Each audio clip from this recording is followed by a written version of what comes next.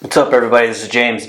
I just want to do a quick video on the Shemitah. If you clicked on this video, then you might have heard of the Shemitah. Basically what it is, it's a 7-year cycle that people say affects the financial system and wars and all kinds of stuff. It's based on the Hebrew calendar, and that this September 13th or 15th, something is going to happen.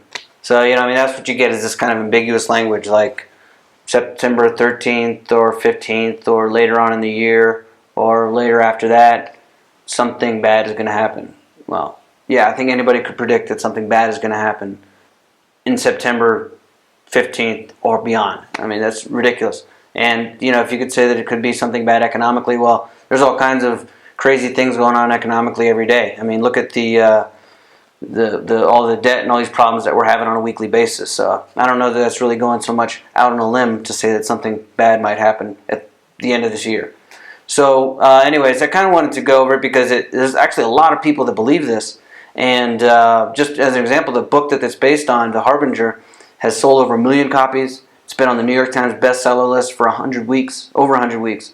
So, a lot of people are reading on this. The guy, Jonathan Cahn, who's made these ideas, he was on Glenn Beck and 700 Club and all this type of stuff. So people are making financial decisions with this type, this idea, and then now kind of the secular, I guess you would call it, conspiracy theorist realm has picked it up, and they're saying, oh well, even if it doesn't have to do with God punishing this, that's what it's all based on, is these biblical things where people say that God is punishing the United States for going away from God, and they're saying, oh well, maybe that's not true. That there's the Jewish elite that are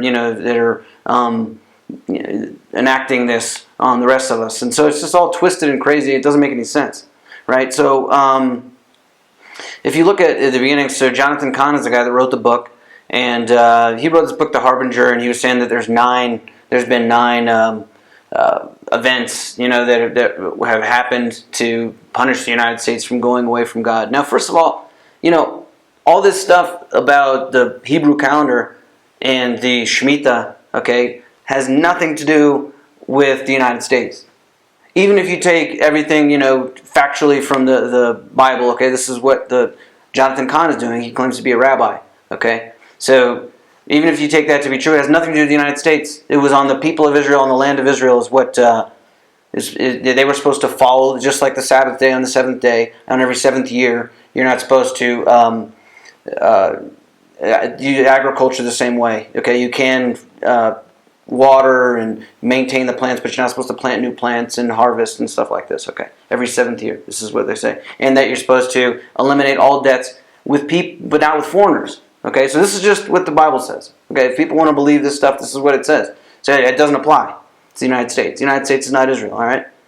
And so if you look at the Charisma House, which is the publishing company that publishes these books, it's How to Thrive in the Last Days, The Coming Collapse, Our Nation is in Crisis, The Godless America, the tagline, Pay Attention, People of Faith, Dark Clouds are Gathering, The Winds of Intolerance are Blowing, There's a Great Storm Approaching.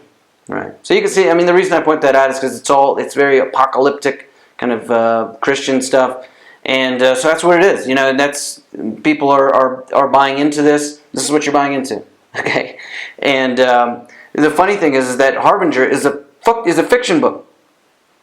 That's what it's classified as. If you want to find it, it's a novel. It's in fiction.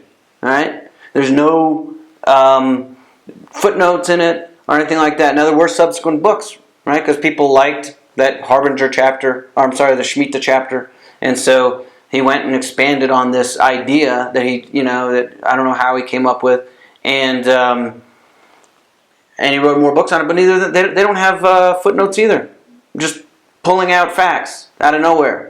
You can kind of get an idea of what he's saying, but as far as the dates, and it's supposed to all go along with this Elul 29, right, which is in the Hebrew calendar. The guy has no business interpreting the Hebrew calendar. Okay, they have all kinds of discussions about disagreements about where the Sabbath day falls and all this stuff in the original text, all the way up until today. They have all different types of people that believe different things. Okay. So it's just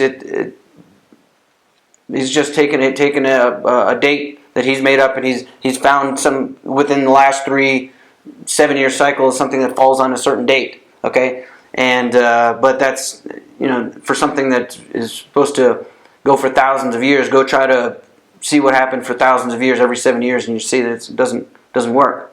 Okay,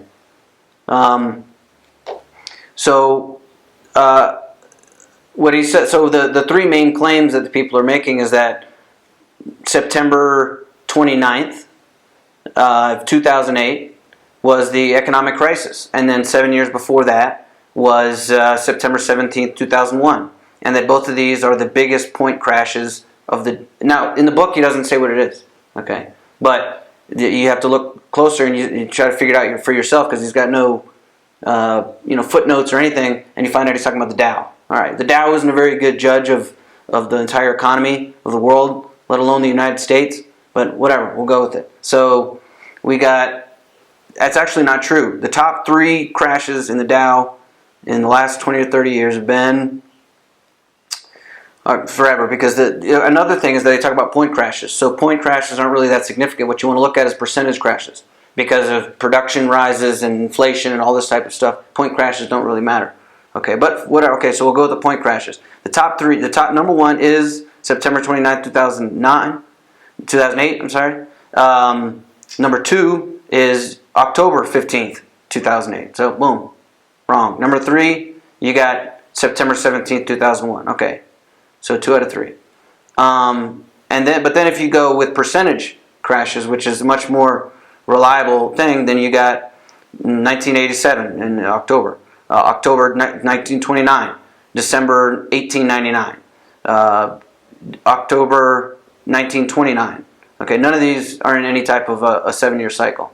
Okay, and again, that's using one thing. I mean, you can go. I would say that there's many more indexes that you'd want to look at. That the S&P 500 would probably be a better idea to look at if you want to see these type of point crashes. So, that doesn't even hold up. So I don't know. And it's been, the thing is what this is cultural appropriation. And it's people that have taken this old this Jewish religion, and people that supposedly had this pact with God to not harvest on the 7th year, and then they've interpreted it in different ways, and now you got messianic rabbis telling people, and if you don't know that, it's very kind of a completely different than Orthodox Jewish. Then you have Christian fundamentalists that are buying into it. Now you got the secular kind of conspiracy theory people that are saying, okay, well, we don't believe that it's God punishing the United States, but Jews run the world, and they're going to choose that date, and they're doing this.